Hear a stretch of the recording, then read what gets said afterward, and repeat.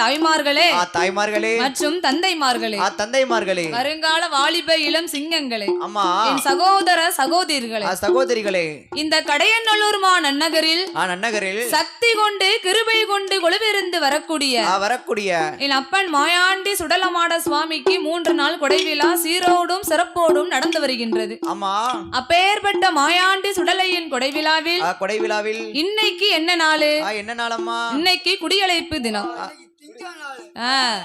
என்ன நாளு? திங்க நாளா? திங்கட்கிழமை. அதனால் இன்றைக்கு முதல் நாளை முன்னிட்டு குடியழைப்பு தினத்தை முன்னிட்டு இன்னைக்கு சாஸ்தாவின் திருக்கதையை நாங்கள் பாட இருக்கிறோம். அதாவது முதல்ல நான் யாருன்னு சொல்லணும்ல. பார் உலகமெல்லாம் கியாதி பெற்று வரக்கூடிய பண்பொழிமா நகரில் வாழ்வாங்கு வாழ்ந்து வரக்கூடிய மாநிலங்கள் புகழ் படைத்து மண்டலங்கள் பெயர் படைத்த என் அம்மா பண்பொழி மாரியம்மாள் அவர்கள் பெற்றெடுத்த அருந்தவ புதல்வி என் பேர் சுதா. ஆமா, இதுக்கு முன்னாடி நம்ம அம்மா அந்த ஆலயத்தில் வந்து படித்திருக்காங்க. அம்மாவுக்கு அப்புறமாக அடியால் நான் பாட வந்துள்ளேன். எங்க அம்மாவுக்கு நீங்கள் எப்படி ஆதரவு கொடுத்து அன்போடு அரவணைப்பு செய்தீர்களோ அதே போன்று எனக்கும் நீங்கள் ஆதரவு கொடுக்குமாறு உங்களை அன்போடு கேட்டுக்கொண்டு மாயாண்டி சுடலையின் கொடைவிழாவிற்கு நம்மளை அன்போடு அட்வான்ஸ் கொடுத்து வரவழைத்துள்ள இந்த கோவில் நாட்டாமை தர்மகர்த்தா பொக்கிஸ்தார் கணக்கப்பிள்ளை மற்றும் ஊர் பொதுமக்கள் சார்பாகவும் நமக்கு அட்வான்ஸ் கொடுத்து அன்போடு வரவழைத்துள்ளார்கள். அவர்களுக்கு நாங்கள் நன்றியை தெரிவித்துக் கொள்கிறோம். அதாவது எந்த ஒரு ஆலயமாகவே இருந்தாலும் முதலாக சாஸ்தாவுக்கு தான் பாட வேண்டும். ஆமா, 3 நாள் கொடைவிழாவாக இருந்தாலும் சரி, ஒரு நாள் நிகழ்ச்சியா இருந்தாலும் சரி, 3 நாள் நிகழ்ச்சினா முதல் நாள் சாஸ்தாவுக்கு படிக்கணும். ஆமா, ஒரு நாள் நிகழ்ச்சி என்றாலும் நாளே வார்த்தையில் சாஸ்தாவை பிரவி செய்ய வேண்டும். ஆனால் இன்னைக்கு சாஸ்தாவுக்கு தான் முதல்ல படிக்கணும். அதனால் ஒரு வாரம் படிச்சாலும் சாஸ்தா பிறக்க மாட்டாரு. விடிய படிச்சாலும் பிறக்க மாட்டாரு. அப்படியா? ஆனா இன்னைக்கு 12 மணிக்கு சாஸ்தா அங்க பிறக்கணும். ஆமா, விடக்கூடாதுல. அதனால் கையருவால் போத்தி சாஸ்தாவின் திருக்கதையை நாங்கள் பாட இருக்கிறோம். ஆமா, சாஸ்தா வந்து பிறந்தாரையானால் சகல தெய்வங்களும் ஆலயத்திற்கு வருமா? ஏன் சாஸ்தா பிறந்தாரனா சகல தெய்வங்களும் ஆலயத்திற்கு வரும் தெரியுமா? நாம எல்லோரும் தாய்க்கும் தந்தைக்கும் அப்பாவுக்கும் அம்மாவுக்கும் வந்து பிறந்த சாதாரண மானிட மனுக்கள். ஆனால் தர்மஞான சாஸ்தா அப்படி அல்ல.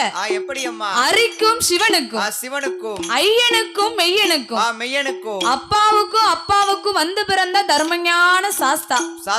அப்பேற்பட்ட கையருவால் போத்தி சாஸ்தா வந்து பிறந்தாரே ஆனால் சகல தெய்வங்களும் ஆலயத்திற்கு வருமா? பொறு சாஸ்தா பிறந்ததுக்கு பிறகு வந்தா போதும். ஆமா, பிறந்தாரையானால் அனைத்து தெய்வங்களும் ஆலயத்திற்கு வருமா? அப்பேற்பட்ட தர்மஞான சாஸ்தாவின் கதையை நாங்கள் பாட இருக்கிறோம். நாங்கள் பாடும் பாட்டில் பழுது குற்றம், சொல் குற்றம், இசை குற்றம், கதை குற்றம், கதையிலே பொருள் குற்றங்கள், சாரீர குற்றங்கள் இருந்தாலும் சரீர குற்றங்கள் இருந்தாலும் எந்த குற்றம் குறைகள் இருந்தாலும் சாரீர குற்றம் மட்டும் இன்னைக்கு இருக்காது. ஏன் தெரியுமா? ஏன்னா மைக்கு அப்பேற்பட்ட மைக்கு.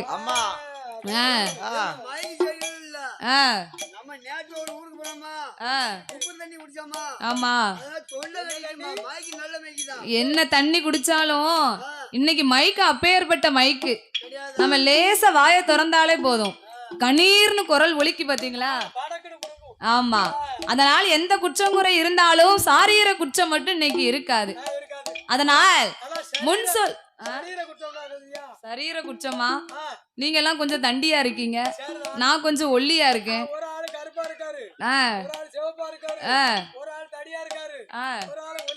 அது எல்லாம் இறைவனுடைய படைப்பு. இறைவன் படைத்த படைப்பில் அனைத்து மக்களும் அழகுதான். ஆமா, அதனால் முன்சொல் பின்னால் இருந்தாலும் பின் சொல் முன்னால் இருந்தாலும் 6 பிள்ளை 100 குற்றம். எங்களுக்கு ஆதரவு கொடுக்குமாறு உங்களை அன்போடு கேட்டுக்கொண்டு இப்போது சாஸ்தாவின் திருக்கதையை நாங்கள் ஆரம்பம் செய்கிறோம். பாதி மதி மான்மழுகோ கங்கையோடு பாம்பணிந்து பார்வதியை மனம் புரிந்த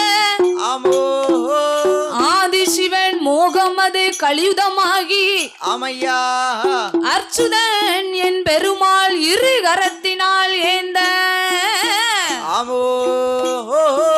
ஜோதி மணி விளக்கு ஒளிவு போல் ஐந்து மைந்தர்கள் தோளினில் புனூல் இளங்கத் தோன்றி மேதினில் அரிக்கும் சிவனுக்கும் அரிகர புத்திரனாக வந்து பிறந்த தர்மஞான சாஸ்தாங்கதையை பிரித்து சொல்வோமே.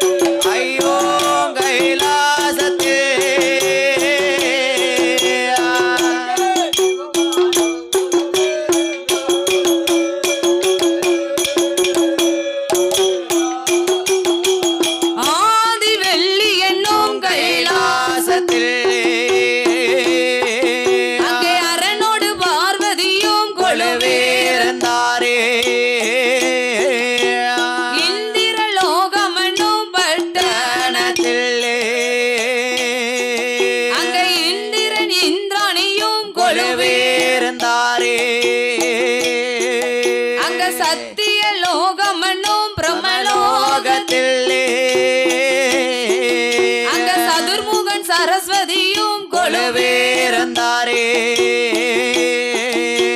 வளரும் வைகுண்ட ஸ்தலமதிலே அங்க வளரும் வைகுண்ட ஸ்தலமதிலே மாயோன் பச்சமலச்சுமியும் கொலுவேறந்தாரே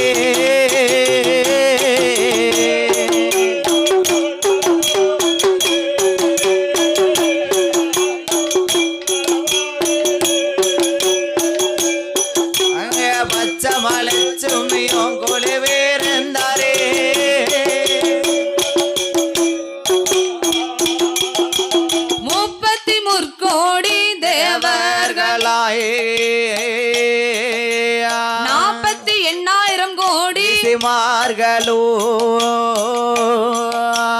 அகஸ்திரரோடு புலஸ்தீசரோயே அங்கே அழகு கலை கோட்டு மாமுனியாரே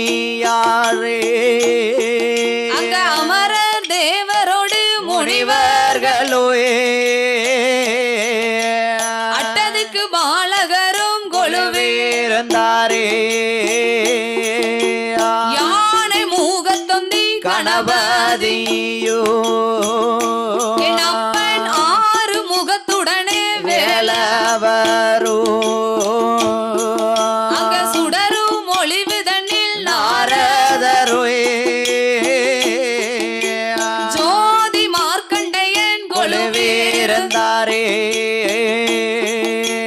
நந்தி படைகளோடு பூதங்களோ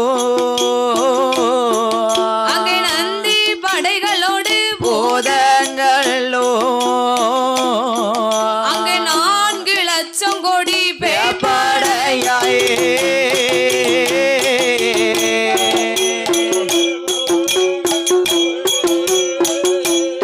ஐயோ போதங்களோயே 4 லட்சம் கோடி பேப்படையாயே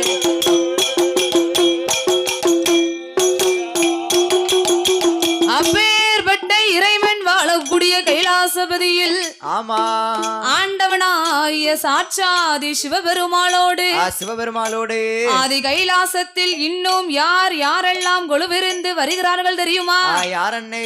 ஆகாயத்தில் சூரியரோ, ஆகாயத்தில் சூரியரோ, அன்பு குளிர் சந்திரரோ, ஆகாய வாணியோடு, ஆகாய வாணியோடு கங்காதேவி கொலுவிருந்தாள் அன்னை கங்காதேவி கொலுவிருந்தாளே.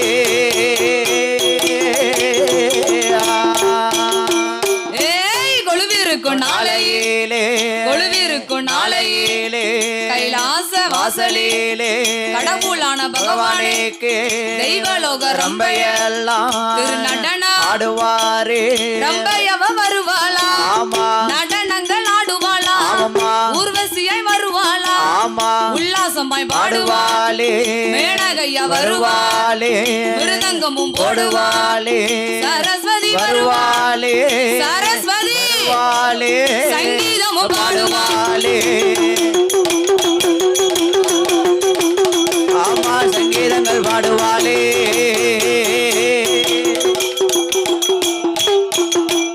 அப்பேற்பட்ட இறைவன் வாழக்கூடிய கைலாசபதியில் ஆமா ஆண்டவனாய சாட்சாதி சிவபெருமாள், சிவபெருமாள் நீலகண்டன், கரைக்கண்டன், காலகண்ட மூர்த்தி என்றும் அழைக்கப்பட்ட சங்கரன், சதாசிவன், சர்ப்பாகரன், சாலாசூலன், காலாகலன், காமதக்கண்ணன், ஆமா கண்கண்ணன், திருநயன், திகம்பரன், திரிசூலன், தில்லை அம்பலன், ஆமாம்மா திருநீலகண்டனாகிய சிவபெருமாள், யானைத்தோல் போர்வையும் புலித்தோல் ஆசனத்தோடு உமா மகேஸ்வரியோடு உடையவன் பகவான் கையிலே கொலுவிருந்து வருகிறார். ஆமா அப்படி கொலுவிருந்து வரக்கூடிய ஈசனாகிய சிவபெருமாள்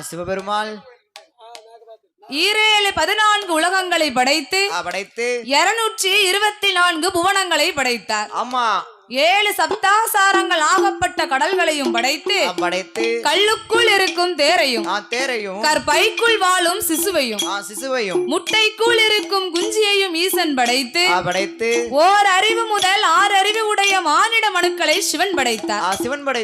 அப்படி ஓர் அறிவு முதல் 6 அறிவு உடைய ஈ, எறும்பு, யானை முதல் 84 லட்சம் கோடி ஜீவராசிகளை படைத்து படைத்த மனுக்கள் எல்லாம் இப்பூமியில் வாழ வேண்டும் என்று ஆண்டவனாகிய சிவபெருமாள் இவ்வுலகையே 3ஆகவே பிரித்தார். எப்படி அம்மா? அதலை என்றும், சுதலை என்றும், ஆதி பாதாளம் என்றும். ஆமா அதலை என்றால் ஆகாய உலகம். ஆகாய உலகத்துக்கு பெயர் தான் அதலை. ஆமா சுதலை என்றால் நாமல் வாழக்கூடிய மத்திம பூமி. ஆமையா இதற்கும் கீழ் ஓர் உலகம். இது கீழே ஒரு உலகம் இருக்கு. ஆமா அதுதான் ஆதி பாதாள உலகம். ஆதி பாதாள லோகம். அசுர அரக்கர்கள் வாழ்ந்து வரக்கூடிய அந்த பாதாள உலகத்தில் யார் யாரெல்லாம் வாழ்ந்து வருகிறார்கள் தெரியுமா? யாரம்மா? பாதாள உலகத்திலே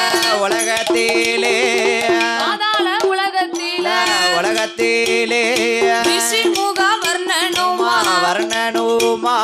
இரத்தக்கண்ணி பெண்ணவளும் மன்னவனும் தேவியுமாயே மனமகிழ்ந்து வாழ்ந்து வாரார்.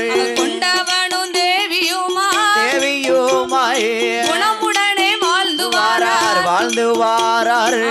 எள்ளுக்கு எண்ணெய் போலே இணை பிரியார் தோழர் போலே நல்ல நாரும் போலே பொருத்தமுடன் வாழ்ந்து வாரார்.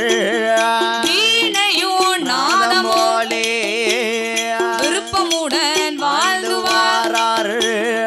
ஒருவர் சொல்லை ஒருவர் கேட்டு அவர் ஒற்றுமையாய் வாழ்ந்து வாராரே.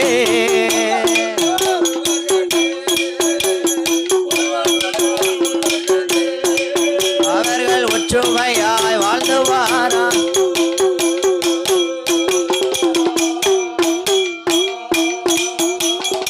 ஆதி பாதாள உலகத்தில் ரிஷிமுகா வர்ணனும் இரத்தக்கண்ணி பெண்ணவளும் பெண்ணவளும் பெண்ணவளும் மன்னவனும் தேவியும் மனமகிழ்ந்து வாழ்ந்து வருகிறார்கள். வாழ்ந்து வருகின்றார். கொண்டவனும் தேவியும் குணமுடனே வாழ்ந்து வரும்போது அந்த ரிஷிமுகா வர்ணன் 56 தேசத்திற்கும் அதிபதியாக வாழ்ந்து வரக்கூடியவர். ஆமா. அதனால் அவர்களுக்கு 7.5 கோபுரம், எதிரே ஒரு மண்டபங்கள், சூழரை அங்கணம் சுத்தி கட்டும் மாளிகையோடு காவலர்கள், ஏவலர்கள், களஞ்சிய பொன் திரவியங்கள் இப்பேற்பட்ட வசதியோடு வாழ்ந்து வந்தாலும் அவர்களுக்கு மனதில் ஒரு சின்ன மனக்கவலை. என்ன கவலையம்மா? என்னதான் செல்வங்கள் ஏகபோகமாக இருந்தாலும் செல்வத்துள் சிறந்த செல்வம் பிள்ளை செல்வம். கனியிலே சிறந்த கனி மதலை கனி. அதனால் அவர்கள் இருவேர்களுக்கும் அந்த ரிஷிமுகா வர்ணனுக்கு பின்னால் அந்த நாட்டை ஆள்வதற்கு ஒரு குழந்தை இல்லை என்று அந்த இரத்தக்கண்ணி பெண்கொடியானவள் தன் கணவனாகிய ரிஷிமுகா வர்ணன் இடத்தில் அழுது புலம்புகிறார். அப்பந்தான் பார்த்தார் ரிஷிமுகா வர்ணன், அம்மா இரத்தக்கண்ணி, பிள்ளை இல்லை இல்லை என்று ஏன் அழுது புலம்புகிறாய்? ஆண்டவன் அருள் இருந்ததேயானால் 60 வயதானாலும் கண்டிப்பாக குழந்தை இருக்கும். கண்டிப்பா கிடைக்கும் அம்மா. அதனால் நமக்கு பிள்ளை ஒன்று வேண்டும் என்றால் ஆண்டவனை எண்ணி அரும்பெரும் தவங்களை செய்ய வேண்டும் என்று அந்த ரிஷிமுகா வர்ணன் என்ன சொல்கிறார் தெரியுமா? என்ன சொல்லுகிறார்? ஏடியம்மா இரத்தக்கண்ணி, ஏடியம்மா இரத்தக்கண்ணி, பிள்ளை ஒன்று வேண்டுமானால் ஆண்டவனை நினைக்கணுமே, அருந்தவமோ இருக்கணுமே, கடவுள நினைக்கணுமே, கடியதவம் இருக்கணுமே, பகவானை இருக்கணுமே, பாரைத்தவம் செய்யணுமே, சிவனார நினைக்கணுமே, சிவனார நினைக்கணுமே, சிறந்த தவம் செய்யணுமே, சிறந்த தவம் செய்யணுமே.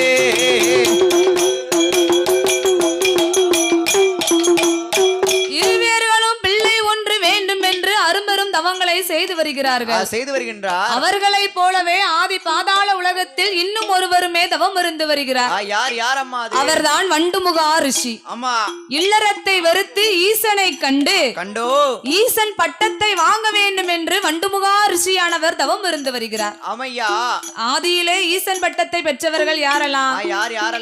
அகத்தீஸ்வரர், குலத்தீஸ்வரர், நந்தீஸ்வரர், ராவண ஈஸ்வரர், சனி ஈஸ்வரர். அவர்களோடு சேர்ந்து நாமளும் ஈசன் பட்டத்தை வாங்க வேண்டும் என்று அந்த வண்டுமுகா ரிஷி மார்க்கமாகவே வந்து வண்டுமுகா ரிஷியின் தவத்தை இப்படியே விட்டு விட்டோமானால் கைலேங்கிரிக்கு வந்து முற்று மோட்சம் அடைந்து விடுவார்.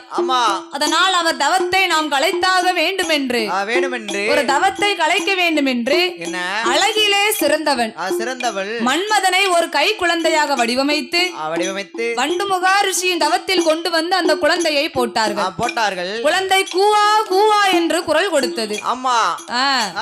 குழந்தையின் சத்தத்தை கேட்ட வண்டுமுகா ரிஷியானவர் தன் தவத்தை மறந்து கண்விழித்து பார்த்து குழந்தையை கையில எடுத்தார். அள்ளி அரவணைத்து ஆவலோடு முத்தமிட்டார். அப்ப மும்மூர்த்திகள் மீண்டும் ஆகாய மார்க்கமாகவே வந்து குழந்தையை போட்டதும் அவர்கள்தான். இந்த குழந்தை எப்படி வந்தது என்று தெரியாத மாதிரி, டேய் வண்டுமுகா ரிஷி, கல்யாணமே ஆகாத உமக்கு இந்த கை குழந்தை ஏதடா? நீயோ நித்திய பிரம்மச்சாரியானவர். அப்படி இருக்கும் போது உமக்கு இந்த ஏந்தும் பிள்ளையாது ஏதப்பா என்று மும்மூர்த்திகள் ஆகாய மார்க்கமாகவே கேட்க அப்பந்தான் வண்டுமுகா ரிஷியானவர் தன் தவத்தை மறந்து ஞானத்தால் அறிந்து பார்த்தார். என் தவத்தை கலைக்க இந்த குழந்தையை யாரோ ஏவல் செய்து அனுப்பியிருக்கிறார்கள். என் தவத்தை கலைக்க பிறந்த இந்த குழந்தையை நான் என்ன செய்தேன் பாரு என்று குழந்தையின் காலை தலைகீழாகவே பிடித்தார். என் தவத்தை கலைக்க பிறந்த சண்டாளா, என் தவத்தை கலைக்க உன்னை யார் ஏவல் செய்து அனுப்பினார்களோ நீ அவர்களுக்கு விரோதமாக சென்று நாளை ஒரு காலத்தில் படைத்தவர் கையாலேயே மாண்டு மடிவாயாக போ என்ற சாபத்தை கொடுத்து குழந்தையை வீசி எறிந்தார். அப்படி வீசி எறியப்பட்ட குழந்தை ஆகாய மார்க்கமாகவே உருண்டு வந்து ஆதி பாதாள உலகத்திற்கு வருகின்றது. அங்க பிள்ளைக்காக யார் தவம் இருந்து வாரா? ரிஷிமுகா வர்ணனும் இரத்தக்கண்ணி பெண்ணவளும்.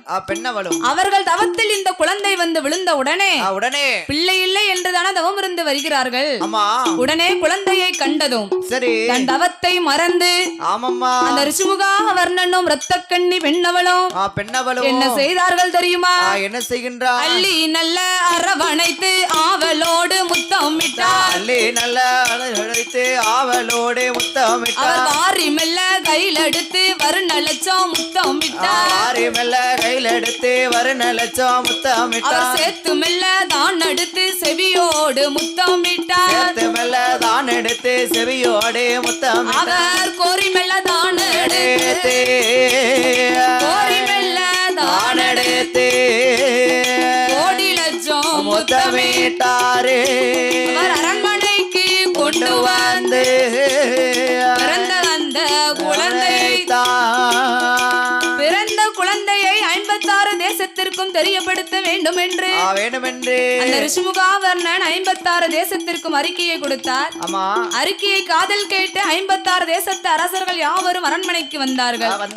வந்ததோர் மக்களுக்கு தான தர்மங்களை வழங்க வேண்டும் என்று அவர் அன்னதானோ சொரணதானோ அன்னதானோ சொரணதானோ பொன்தானோ பொருள்தானோ நூர்தானோ போர்தானோ வஸ்திர தானவல்லாயே வஸ்திர தானங்களே அவர் வகையுடனே வழங்குவாரே.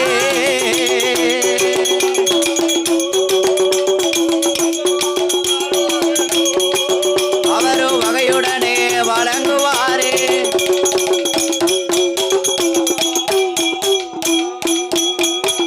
வந்ததோர் மக்களுக்கு தான தர்மங்களை வழங்கினார்கள்.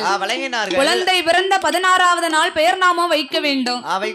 அதனால் 56 தேசத்து அரசர்கள் முன்னிலையில் அந்த குழந்தைக்கு பெயர் வைக்க வேண்டும் என்று என்ன பெயர் வைத்தார்கள் தெரியுமா? அந்த குழந்தை தவம் இருந்து வந்து பிறந்த குழந்தை. அந்த ரிஷிமுகாவர்ணனும் ரத்தக்கண்ணி பெண்ணவளும் அவர்கள் செய்த தவம் வல்லமை தவம். ஆமா, வல்லமை தவம். அவர்கள் குலமோ அசுர அரக்கர்கள் குலம்.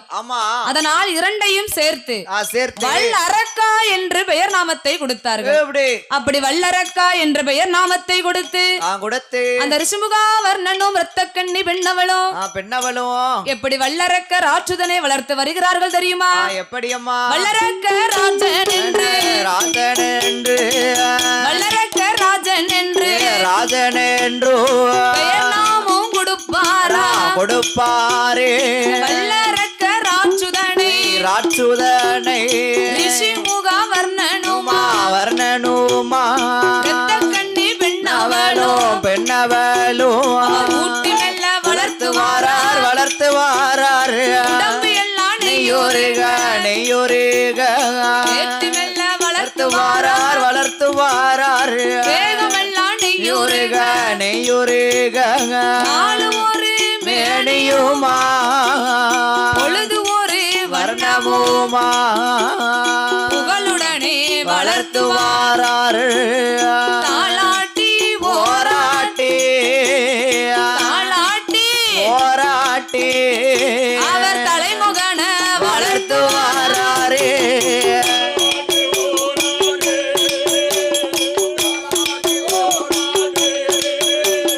தலைமகனை வளர்த்து வாராரே.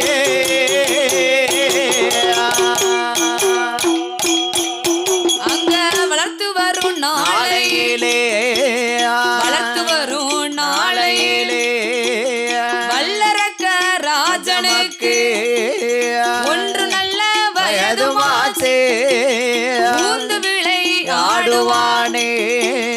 2 நல்ல வயதிலே இருந்து விளை ஆடுவானே. 3 நல்ல வயதிலே முடியிறக்கி காது குத்தி முத்தாள கம்மலிட்டு அங்க காது குத்தி கடுக்கமிட்டு கைக்கு தங்க காப்பும் போட்டு நானும் நல்ல வயதிலே வயதுமாச்சு நடந்து விளை ஆடுவானே. ஆடிவாரா விளை ஆடிவாரே.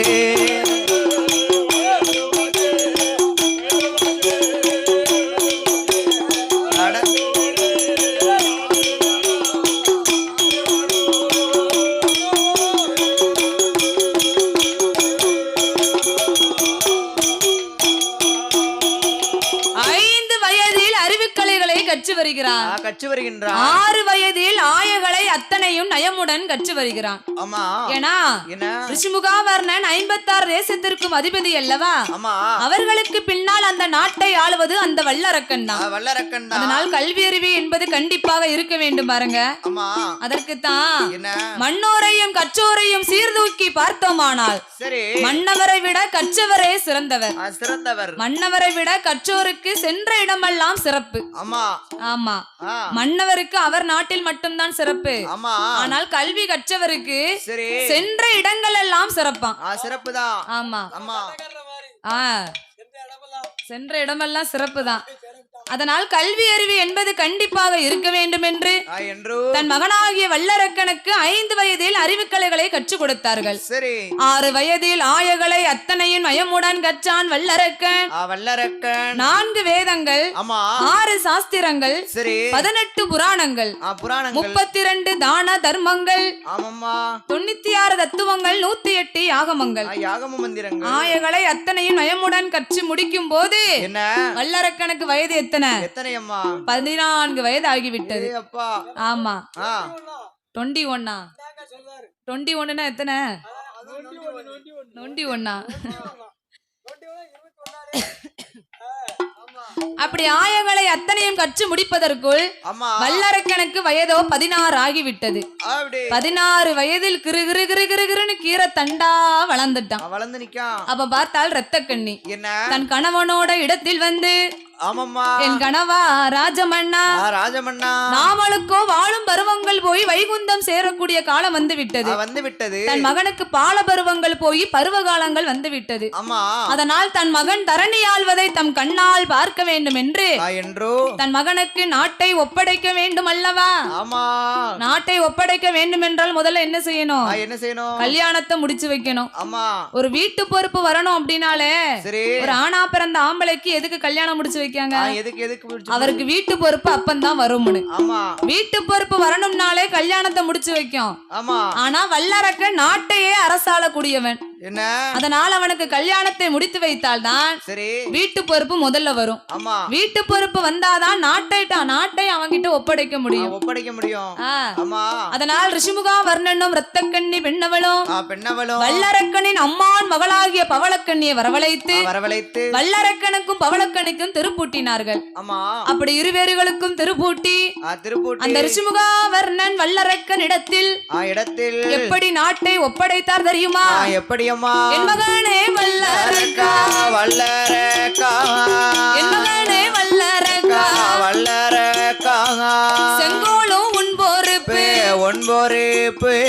சிம்மாசனம் உன் பொறுப்பு, நாடு எல்லாம் உன் பொறுப்பு, நகரம் எல்லாம் உன் பொறுப்பு, களஞ்சியமோ உன் பொறுப்பு, பாதாள உலகம் எல்லாம் உன் பொறுப்பு.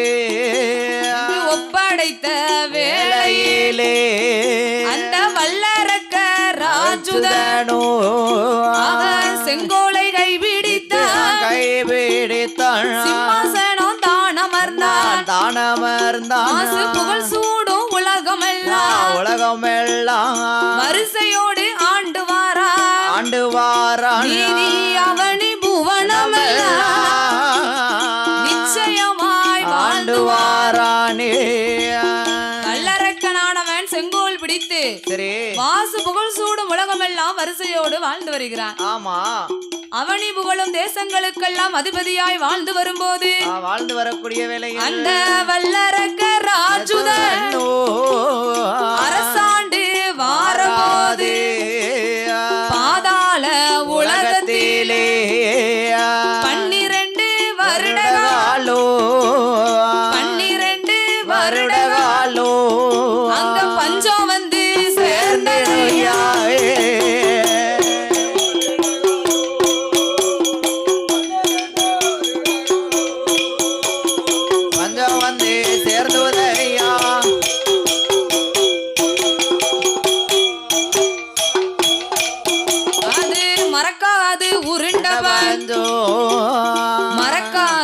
உருண்டவஞ்சோ மன்னவரை தோற்றவஞ்சோ ஆளாக்கு உருண்ட உண்ட பஞ்சோ அசுர அரக்கனையும் தோற்ற பஞ்சோ தாலி விற்றும் வேலி வேற்றோ தலையளவு பஞ்சமையா அங்க பிள்ளையை விலை கொடுத்து ஐயா பிள்ளையை விலை கொடுத்து அங்க தவிடு வாங்கி உண்ட பஞ்சோ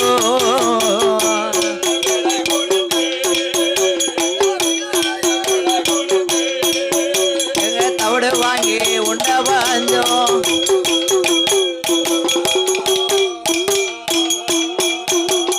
பிள்ளையை விலை கொடுத்து தவிடு வாங்கி உண்ற பஞ்சம் ஆமா பசியின் கொடுமையால் கொடுப்பக்கீரை தின்ற பஞ்சம் ஆமையா ஏன் அப்பேற்பட்ட பஞ்சம் வந்தது ஏன் அப்படி வந்தது வல்லரக்கனானவன் செங்கோல் பிடித்து சிம்மாசனத்தில் அமரப் போகும்போது ஆமா அந்த சிம்மாசனத்திற்கு முன்னாடி 9 படி அமைத்திருப்பார்கள் சரி அந்த 9 படி எதன் அடிப்படையாக அமைத்திருப்பார்கள் எதன் அடிப்படையாமா 9 நவக்கிரகங்களை கொண்டு வந்து படியாக அமைத்திருப்பார்கள் ஆமா அதில் 9வது படியில் சனி பகவானை கொண்டு வந்து குப்பர போட்டார்கள் ஏன் அப்படி ஏன் சனி பகவானை கொண்டு வந்து குப்பர போட்டார்கள்னா சனியோட பார்வை பட்டுதுன்னு வைங்க அம்மா இந்த உலகம் தாங்குமா தாங்காது இல்லையா எழுத்துதான் 2 எழுத்து பகவான் அம்மா அவர் பார்வை பட்டுதுன்னு வைங்க என்ன ஒரு ஆட்டை ஆட்டி படைக்காம விட மாட்டார் அம்மா சனியிலே நிறைய விதமா இருக்கு எப்படி மங்கும் சனி அம்மா பொங்கும் சனி பொங்கும் சனி ஏழரை சனி ஆமா ஜென்ம சனி ஆமா கண்ட சனி கண்டக சனி ஆமா ஆமா ஜென்ம சனி ஆமா ஆனா சனி தசை நடந்தாலும் நடக்கும் பாருங்க ஆமா இருக்கும்போது கஷ்டத்தை கொடுப்பாரு சரி அவர் நம்மளை விட்டு போகும்போது என்ன நமக்கு கண்டிப்பா ஏதாவது ஒரு நன்மை செஞ்சுட்டு தான் போவார் கண்டிப்பா செஞ்சுட்டு தான் போவாரு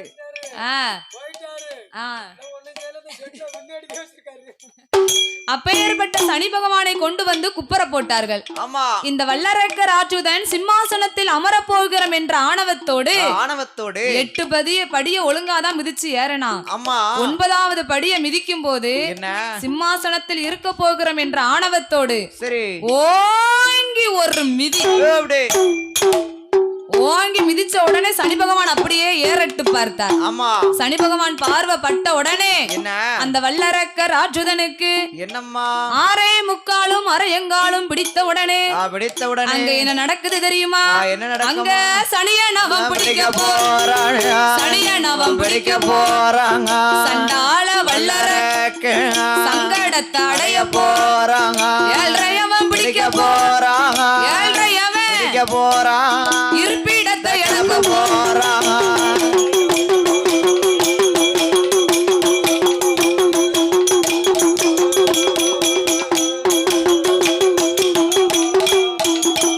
அங்க சனியனவன் பிடிக்க போறாங்க சண்டாள வல்லரக்க அவன் சங்கடத்தை அடைய போறாங்க ஏழ்றையவன் பிடிக்க பிடிக்க போறாங்க இருப்பிடத்தை இழக்க இழக்க போறாங்க வல்லரக்க ராஜமன்ன ராஜமண்ணு அரசாண்டு வார போது பாதாள உலகத்தில 12 வருட காலம் பஞ்சம் வந்து சேர்ந்த போது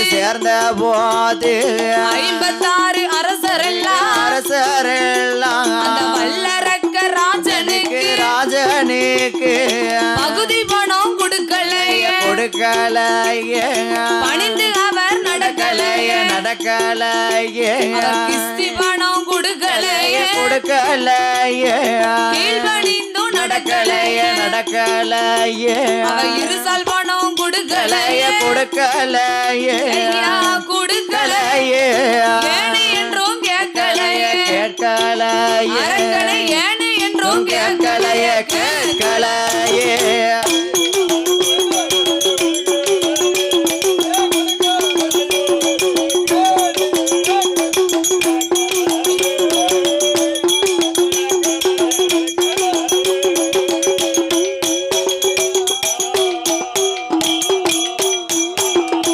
வல்லரக்க ராஜுதன் 12 வருட காலம் அரசாண்டு வந்தபோது சனி பகவான் அவனை பிடித்த உடனே 12 வருட காலம் பஞ்சம் வந்து சேர்ந்தது அவனுக்கு ஆகாத நேரம் சனி பகவான் அவனை சிம்மாசனத்தில் அமர போகும்போது பிடிச்சாரு அதனால் 12 வருட காலம் நாட்டில் மழை இல்லாமல் இருந்ததுனால 56 அரசர்கள் யாவரும் யாவரும் வல்லரக்கனுக்கு பகுதி பணம் கொடுக்கவில்லை. மழை பெஞ்சாதானே மக்களுக்கு செழிப்பா இருக்கும். மழை இல்லைன்னா எப்படி இருக்கும்? வறுமையில வாடுவாங்க. அதனால் 56 தேசத்து அரசர்கள் யாவரும் பகுதி பணம் கொடுக்கவில்லை. அரக்கனை பணிந்தும் நடக்கவில்லை. ஏன் பணிந்து நடக்கல? வல்லரக்கனின் அப்பாவாகிய ரிஷிமுகா வர்ணனும் ஒரு அசுர அரக்கர் குலத்தில் பிறந்தவர் தான். அவரிடத்தில் நீதி, நேர்மை, தயவுதாட்சிணை இருந்தது. ஆனா வல்லரக்கனிடத்தில் எதுவுமே கிடையாது. அதனால் வல்லரக்கன் பார்த்தான், மந்திரியை அழைத்தான். ஏ மந்திரி, நான் என்னைக்கு செங்கோல் பிடித்து சிம்மாசனத்தில் அமர்ந்தேனோ அன்னையில இருந்து 56 தேசத்து அரசர்கள் யாவரும் பகுதி கொடுக்கவில்லை. என்னை பணிந்தும் நடக்கவில்லை. கிஸ்தி பணம் கொடுக்கவில்லை. என்னை கீழ்பணிந்தும் நடக்கவில்லை. அதனால் உடனே சென்று 56 தேசத்திற்கும் பறையோசை அடிக்க வேண்டும் என்று அந்த வல்லரக்கர் ஆற்றுதன் சொன்ன உடனே அந்த மந்திரியானவர் என்ன செய்தார் தெரியுமா? அப்படியே ஆட்டும் என்று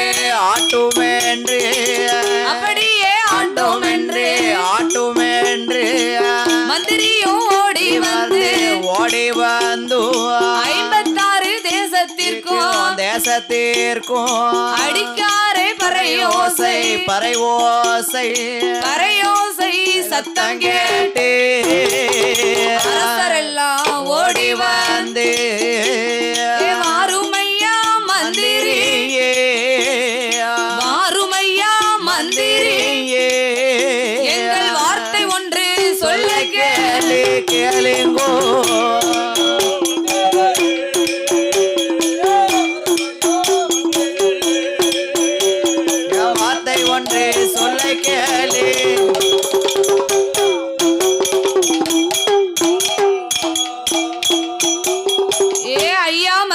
மந்திரி, உமக்கு எவ்வளவு தைரியம் இருந்தா இங்க வந்து டொக்கு டொக்குன்னு பறையோசை அடிப்பியரு.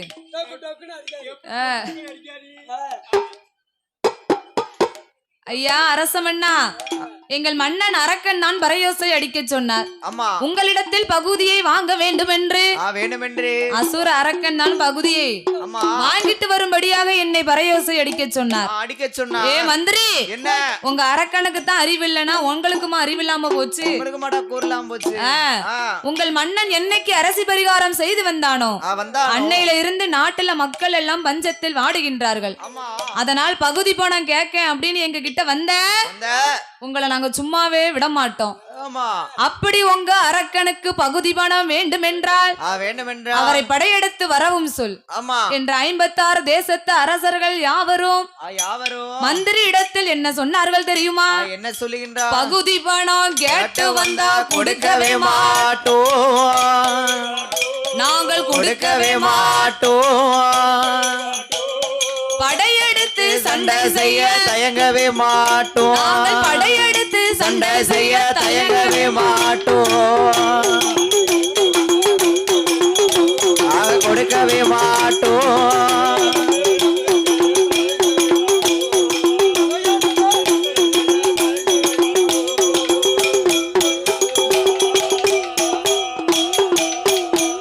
ஐயா கிஸ்தி பணம் கேட்டு வந்தால் கொடுக்கவே மாட்டோம், நாங்கள் கொடுக்கவே மாட்டோம்.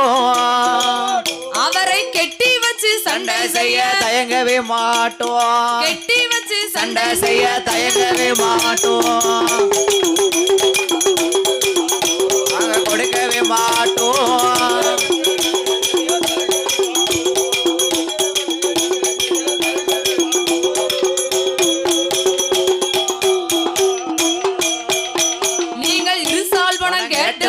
கொடுக்கவே மாட்டோம், இருசால் பணம் கேட்டு வந்த கொடுக்கவே மாட்டோம், நாங்கள் கொடுக்கவே மாட்டோம். அவரை எதிர்த்து சண்டை செய்வதற்கு தயங்கவே மாட்டோம், எதிர்த்து சண்டை செய்வதற்கு தயங்கவே மாட்டோம், கொடுக்கவே மாட்டோம்.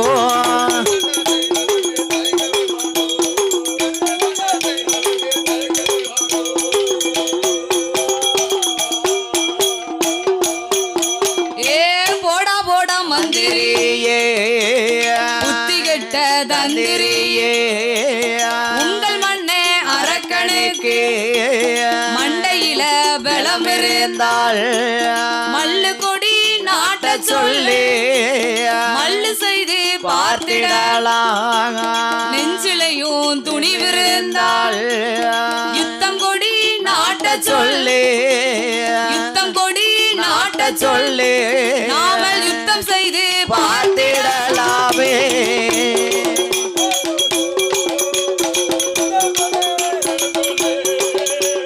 யுத்தம் செய்து பார்த்திடலாம்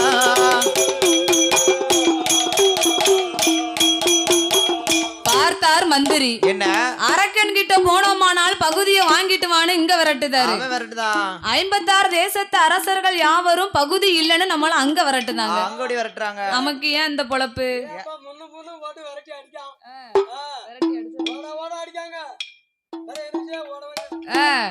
அதனால் நமக்கு ஏன் இந்த வம்பு அரக்கனை இந்த நாட்டை விட்டே நம்ம துரத்துனா என்ன என்ன என்ன அரக்கன் இருக்கும் போதுதான் நம்மள பாடாப்படுத்தாரு ஒரு பிரச்சனையும் கிடையாது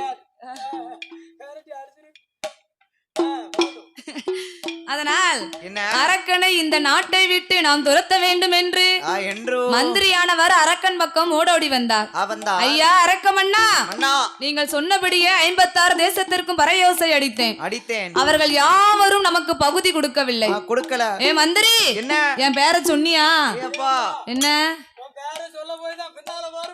அப்படியா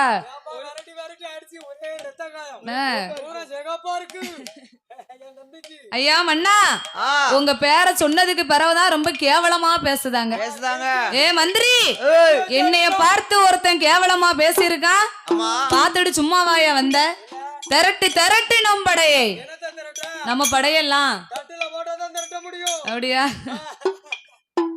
அதுதானே முக்கியம் மன்னா அரக்கா நம்ம அவர்களை எதிர்த்து சண்டை செய்ய முடியாது நாமளும் ஒத்தாளாதான் இருக்கோம் நம்ம கிட்ட இப்ப எந்த படையுமே இல்ல கிடையாது ஆனால் அவர்கள் எல்லாரும் 56 தேசத்து அரசர்கள் எல்லாம் ஒன்னா நிக்காங்க அவர்களை எதிர்த்து நம்ம பகுதியை வாங்க முடியாது முடவனை மூர்க்கன் அடித்தாலும் மூர்க்கனை முனியடிக்கும் என்பார்கள் அதனால் அவர்களை எதிர்த்து நீங்கள் பகுதியை வாங்குவதை விட அவனே இவனே அலைவதை விட சிவனேன்னு போய் நீங்க ஆமா ஒரு ஓரமா உட்கார்ந்து ஆண்டவனை எண்ணி அரும்பெரும் தவங்களை செய்து வந்தீர்களானால் உங்கள் பணிந்தவர்களை பாதுகாக்க எதிர்த்தவர்களை எரிக்க தகுந்த தூண்டுவாமுனி வரங்களை பெற்று அதற்கப்புறம் இந்த உலகத்தை நீங்கள் ஒத்தையிலே நின்று ஆளலாம் மன்னா ஏ மந்திரி ஆண்டவனா நானே 56 தேசத்திற்கும் அதிபதியான வல்லரக்க சக்கரவர்த்தி எனக்கும் மேல் ஒரு பகவான் என்றால் அவர் யாரு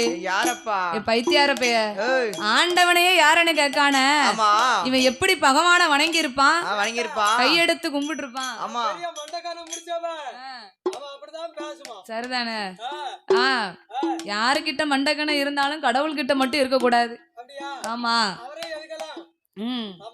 ஐயா அரக்கமண்ணா ஆண்டவன் என்றால் நாம எல்லோரையும் படைத்த பகவான் அவர் அவரை போய் பார்த்து நீங்கள் தவம் இருந்து வந்தீர்களானால் கண்டிப்பாக உங்களுக்கு வரம் கொடுப்பார் அந்த வரத்தை பெற்று இந்த உலகத்தை நீங்கள் ஒத்தையிலே ஆளலாம் என்று சொல்ல ஆண்டவனை பார்க்க வேண்டும் என்றால் நீங்கள் இப்படி போக கூடாது தலையை மொட்டடிக்கணும் காவி உடை அணியணும் கழுத்தில் உத்திராட்ச மாலை போடணும் நெத்தி நிறைய பட்டை அடிக்கணும் ஆமா ஆண்டி போல் வடிவத்தை எடுத்தால் மட்டுமே நீங்கள் ஆண்டவனை பார்க்க முடியும் பண்டார வடிவம் கொண்டால் மட்டுமே நீங்கள் பகவானை பார்க்க முடியும் என்று மந்திரியானவர் சொன்னபோது அந்த வல்லரக்கர் ஆற்றுதான் ஆண்டவனை எண்ணி தவம் இருக்க வேண்டும் என்று அப்படியே ஆட்டோம் என்று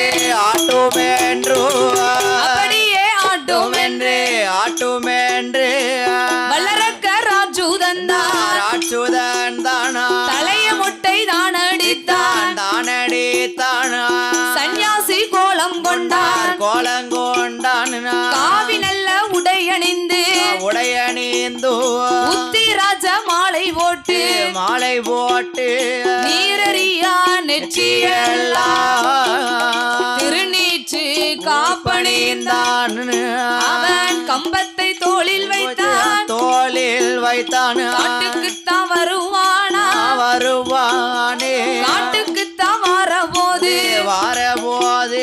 தலைவாசல் வருவானே தட்டிடுமா தட்டிடுமா அவ முன்வாசல் வாரானே முன்னால் வாசல் தட்டிடுமா வல்லரக்கனின் மனைவி அந்த நேரம் பார்க்க வாரா ஆமா தலைவாசல் வாரான் தலையில வாசல் தட்டுது முன்வாசல் வாரா முன்னால வாசல் தட்டுது ஆமா உடனே என்ன வல்லரக்கனின் மனைவி பவளக்கண்ணி ஓடோடி வந்தா சரி அப்படியே வல்லரக்கன் காலை இறுக்கி பிடிச்சா அம்மா என் கணவா ராஜமன்னா ராஜமன்னா பர்த்தாவா இருந்த நீங்கள் பண்டாரம் போல் கொண்டதென்ன என்ன என்ன ஆண்டவா அரசனா இருந்த நீங்கள் ஆண்டி போல் வடிவம் கொண்டதென்ன என்ன என்னம்மா என்று காலை மறித்த போது சரி அந்த வல்லரக்க ராட்சுதன் என்ன சொல்கிறான் தெரியுமா என்ன சொல்றான் தன் மனைவியாகிய பவளக்கண்ணி இடத்தில் வந்து என்ன என்ன என்னை வழி மறியாதடி பவளக்கண்ணி பவளக்கண்ணி நான் ஈசனையும் பார்க்க போறேன் பவளக்கண்ணி நான் ஈசனையும் பார்க்க போறேன் பவளக்கண்ணி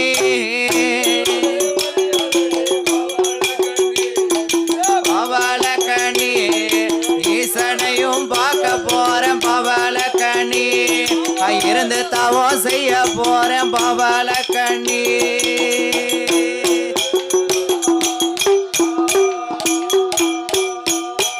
என் பாதை வழி மறியாதடி பவளக்கண்ணி என் பவளக்கண்ணி நான் பகவானையும் பார்க்க போறேன் பவளக்கண்ணி நான் பகவானையும் பார்க்க போறேன் பவளக்கண்ணி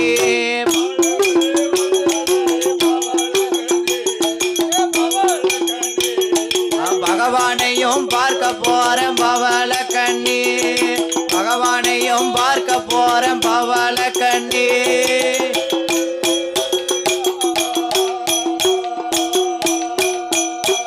என் காலை வழி மறியாதடி பவளக்கண்ணி என் பவளக்கண்ணி நான் கடவுளையும் பார்க்க போறேன் பவளக்கண்ணி நான் கடவுளையும் பார்க்க போறேன் பவளக்கண்ணி பவளக்கண்ணி பகவான் அந்த கடவுளையும் பார்க்க போறேன் பவளக்கண்ணி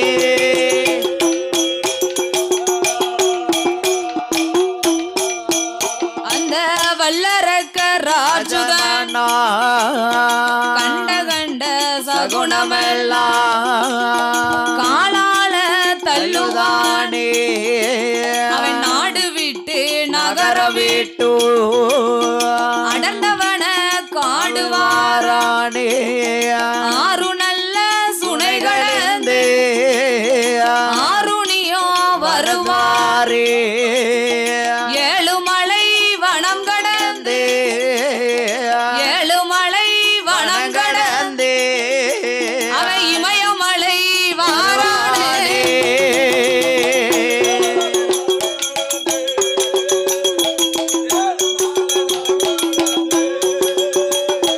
இமயமலை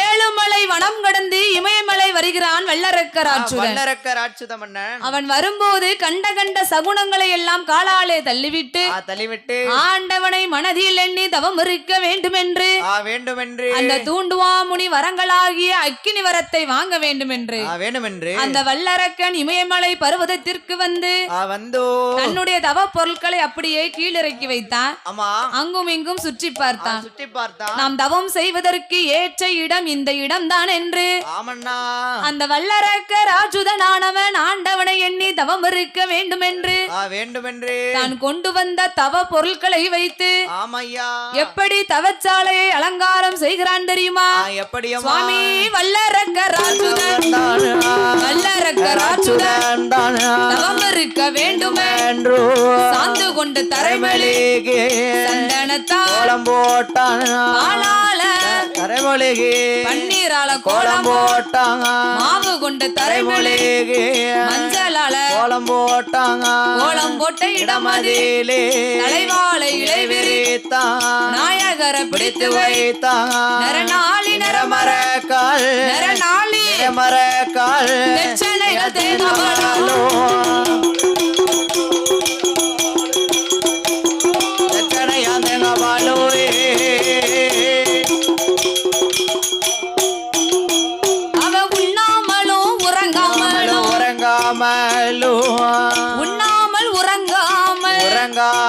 மறக்காமல் உடையவனை மறக்காமல் அன்னம் தண்ணி அருந்திடாமல் ஆண்டவனை மறந்திடாமல்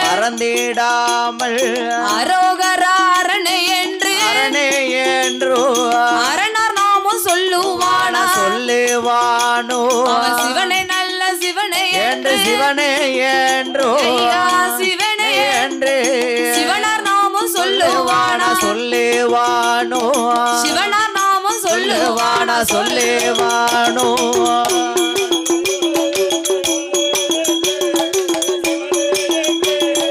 சிவனார் நாம சொல்லுவானா அரக்க சிவனார் நாம சொல்லுவானா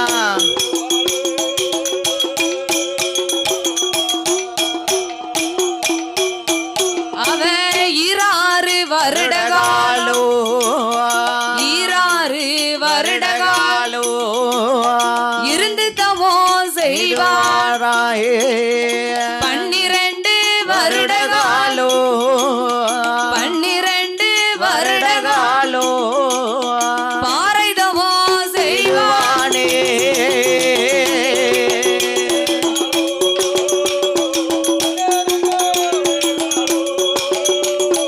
பாரதவா செய்வானே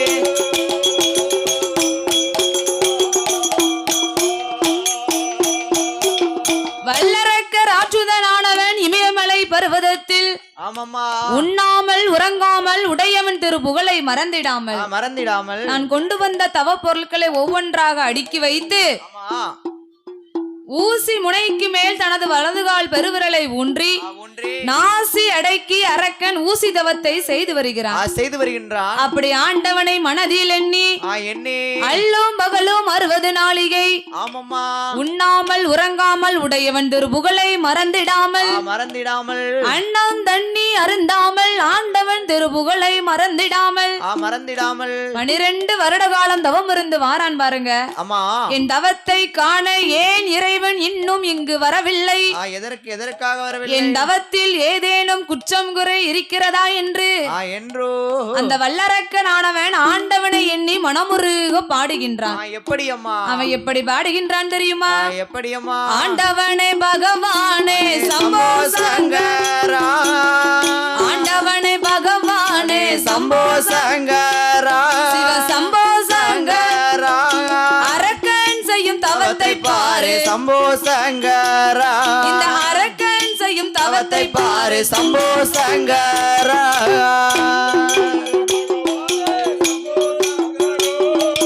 சம்போ சங்கரா,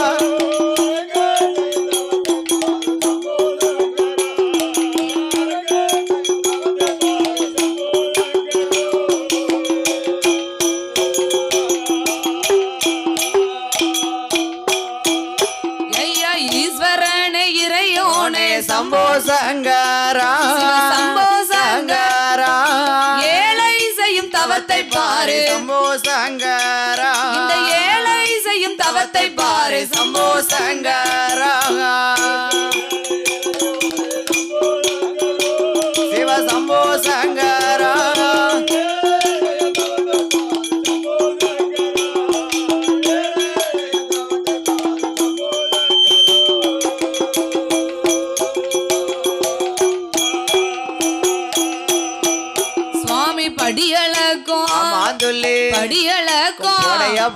படியளக்கும் பரம்பொருளே சம்போ சங்கரா, சம்போ சங்கரா, பக்தன் செய்யும் தவத்தை பாரு சம்போ சங்கரா, இந்த பக்தன் செய்யும் தவத்தை பாரு சம்போ சங்கரா,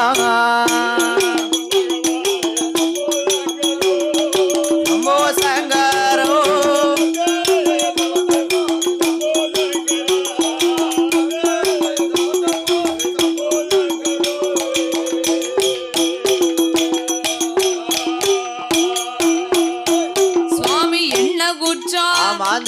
என்ன குற்றம் சொல்லு, என்ன குற்றம் செய்திட்டேனோ சம்போ சங்கரா, சம்போ சங்கரா, பாராமல் இருப்பதேனோ சம்போ சங்கரா, என்னை பாராமல் இருப்பதேனோ சம்போ சங்கரா,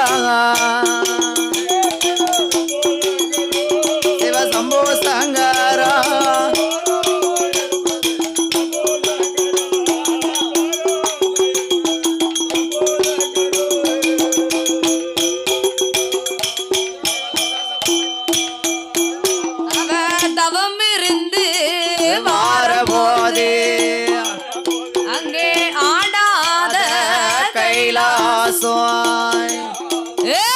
கைலாசம் அது ஆடுதையா செய்யுதையா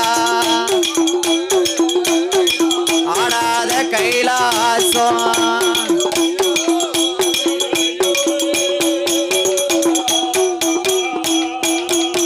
அங்க நகலாத கைலாசம் ஆதி கைலாசம் கைலாசம் அது நகர்ந்து மெல்ல அசைந்திடுமா என்ன கைலாசம்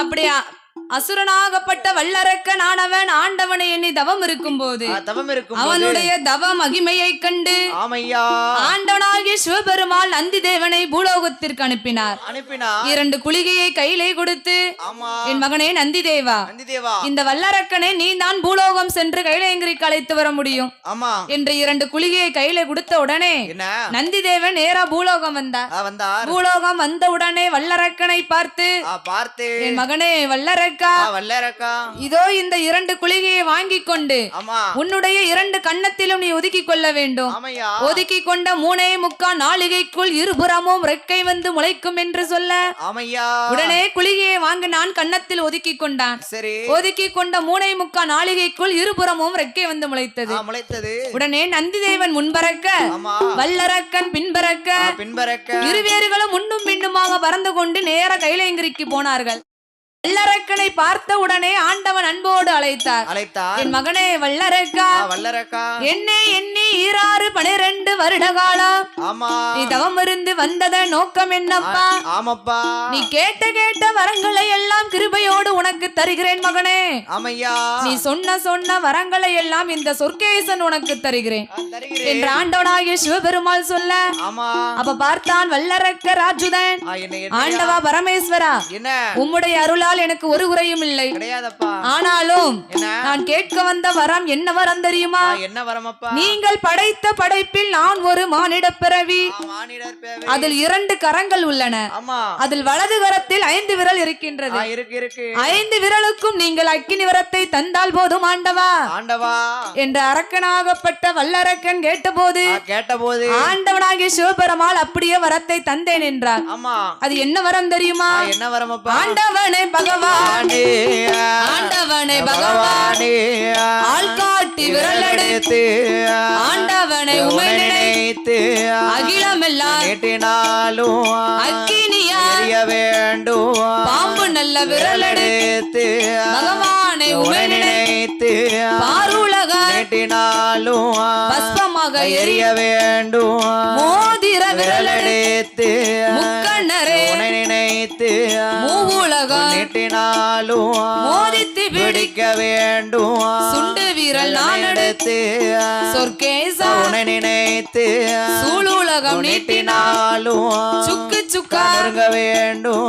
முண்டு வீரல் நான் எடுத்து முக்கண்ணனே உம்மை நினைத்து எந்த திசை நீட்டினாலும் யாரை நான் தொட்டாலும் யாரை நானோ தொட்டாலும் எரிந்து தணலாக வேண்டும். எரிந்து தணலாக வேண்டும்.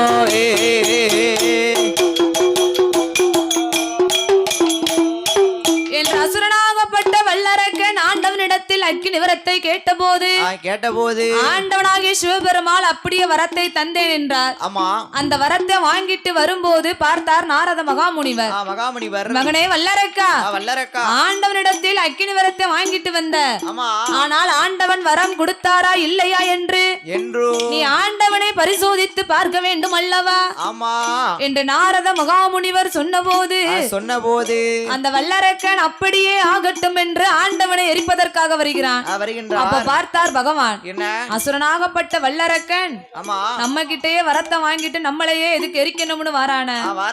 வளர்த்த கிடா மார்பில் பாய்ந்ததை போல இந்த வல்லரக்கன் என்னையவே எரிக்கணும்னு வாரான். அதனால் நாம இங்க இருந்தோம்னா கண்டிப்பா நம்மளை எரிச்சு விடுவான். அதனால் தேவர்களையும் மூவர்களையும் தன்னோடு அழைத்துக் கொண்டு, அப்பா தேவாதி தேவர்களே மூவர்களே, அந்த அசுரன் என்னை எரிப்பதற்காக வருகிறான்.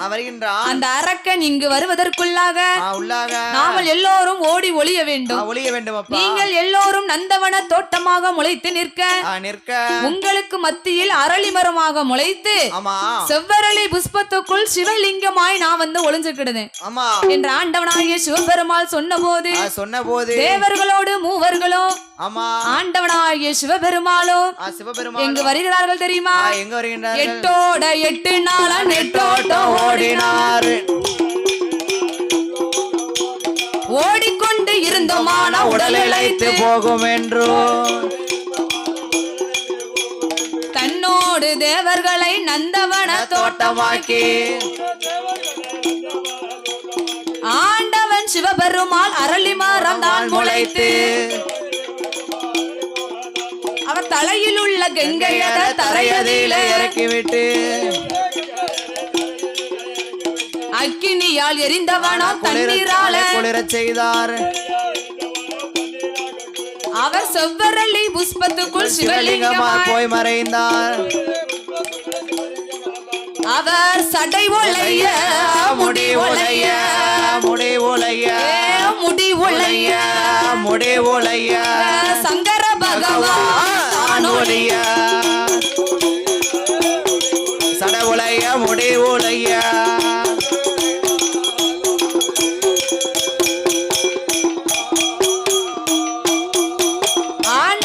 சிவபெருமாளுக்கு சடையும் உழைந்தது முடியும் உழைந்தது. ஆண்டவனால் அள்ளி கட்ட முடியல.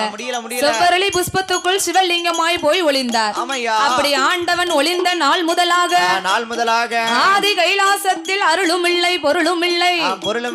உடனே பார்த்தால் ஆதி சக்தியான பார்வதா தேவி என்ன பகவான் இல்லாத கைலாசம் பாலடைந்து இருக்கு.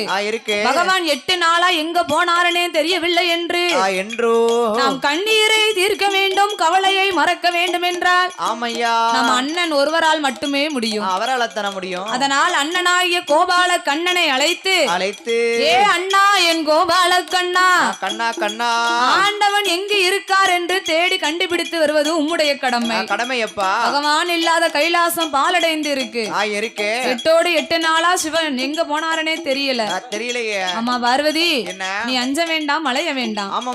ஆண்டவன் எங்கு இருந்தாலும் அவர் குடுமைய பிடிச்சு இழுத்துட்டு வாரது என்னுடைய பொறுப்பு என்று தன் தங்கைக்கு ஆறுதலை சொல்லிவிட்டு அர்ச்சுதனாகிய கோபாலக்கண்ணன் ஆண்டவனை தேடி வருகிறார். அவர் அன்று எடுத்த சொரூபத்தை இன்று நினைத்து பார்த்தார். அன்று ஒரு காலத்தில் கஞ்ச கரூருமா பட்டணத்தில் கம்சன் தங்கை தேவகிக்கு 8வது மைந்தனாகவே பிறந்து கஞ்ச கம்சனை வத முடித்து ஆயர்பாடியில் நாட்டாமை நந்தகோன் என்பவருக்கு மகனாக வளர்ந்து வந்த காரணத்தினால் ஆடு மேய்க்கும் ஆயுள் போல் வடிவத்தை எடுத்தார் அல்லவா.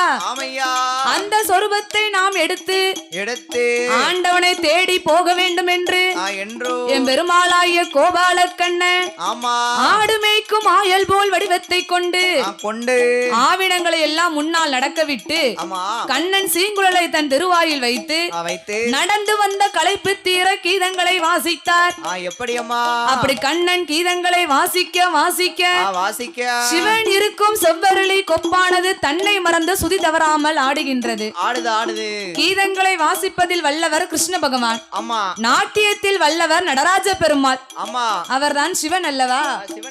அதனால் என் பெருமாளாகிய கோபால கண்ணன் சீங்குழலை தன் திருவாயில் வைத்து வாசிக்க வாசிக்க சிவன் இருக்கும் செவ்வரளி கொப்பானது தன்னை மறந்து சுதி தவறாமல் ஆடுகின்றது. அது எப்படி ஆடுகின்றது தெரியுமா? ஆதி சிவனும் ஆடவே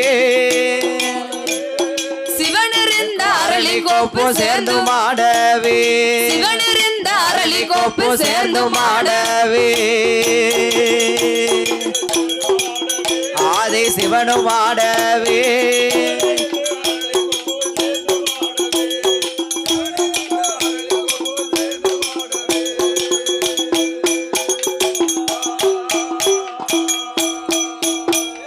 மத்த கோப்பு ஆடிடாமல் ஒத்த கோப்பது அந்த ஒத்த கோப்பது தத்தருகிட தருகிட என தாளம் போடவே தத்தருகிட தருகிட என தாளம் போடவே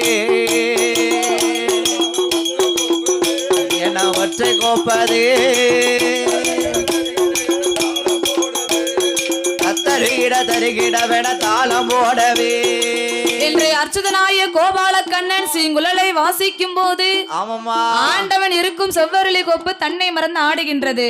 உடனே செவ்வரளி கொப்பை விட்டு வெளியிறங்கி வந்தார். சரி அப்ப மீண்டும் என் பெருமாளாய கோபால கண்ணன் மோகினி அவதாரத்தை எடுத்து என்ன மோகம் கொண்ட வல்லரக்கனை வதம் செய்வதற்காக வருகிறார். அப்ப பார்த்தான் வல்லரக்கன், ஏ மோகினி, நீ என்னோடு வந்தையானால் நித்தம் ஒரு பட்டு உடுத்தி விதத்திற்கு ஒரு பூ முடியலாம்.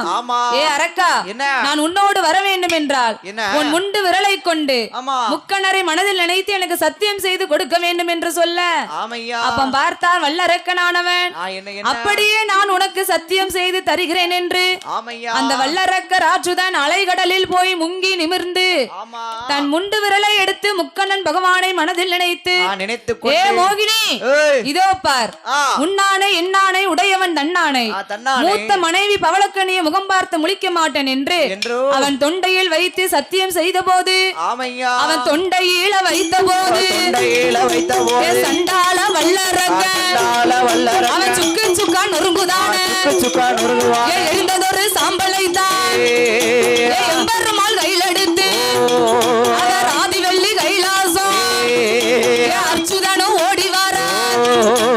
ஆண்டவனார் இந்த மதியில ஆண்டவனே பகவானே அரக்கனை கொன்று விட்டேன், இந்தாரையா சாம்பல் என்று எம்பெருமாள் ஒப்படைத்த